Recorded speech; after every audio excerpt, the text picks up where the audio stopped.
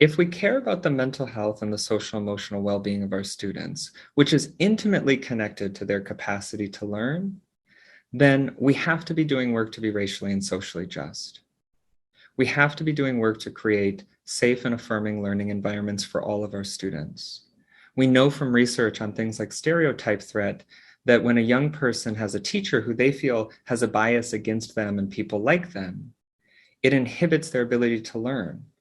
It triggers their brainstem region, their amygdala, it triggers that survival-based response. It's a threat to safety.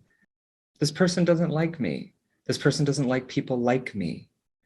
Because maybe of the things that they've said, or maybe it's things that they don't say. Maybe they don't greet me, they don't call on me, they don't ever stand near me, or I don't ever see people like me represented in the curriculum that I'm learning or in my learning environment. And so those are threats to social safety that trigger a fear-based response in the brain and in the nervous system, which is why it's not surprising that when you look at research on the effects of stereotype threat, there are some studies that show that students lose up to 1 year's worth of learning when they're in the classroom of a teacher who they feel has a bias against them and people like them. The only way they're going to learn is in spite of that educator, not because of them. Now, as human beings, we all have our own biases, including myself. The work is to become aware of them and to become responsible for them. And to also have some very tough and real conversations where when we look at our school data and we're looking at the disproportionalities that might be present in school discipline, or we're looking at our graduation rates, or we're looking at the representation within special education, or the representation within our advanced placement and enrichment programs, when we're having conversations about equity and access and representation and opportunity, it's important not to just look at the numbers, but to think about the lives and the human beings.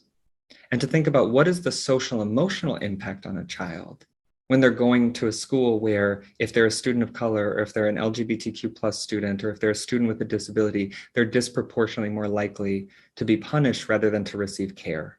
In other words, to end up in a disciplinary situation or suspended than to maybe be referred for counseling if they need it, or to just be affirmed in their own natural and innate strength and brilliance in the classroom, to have a voice. How is a young person going to even be resilient if they don't have a sense of hope and possibility for their future? And the only way they're going to get that is if they get to sit through lessons and participate in lessons and read books and see people like them who have made it, who have made a contribution, because then it allows them to see this is possible for me.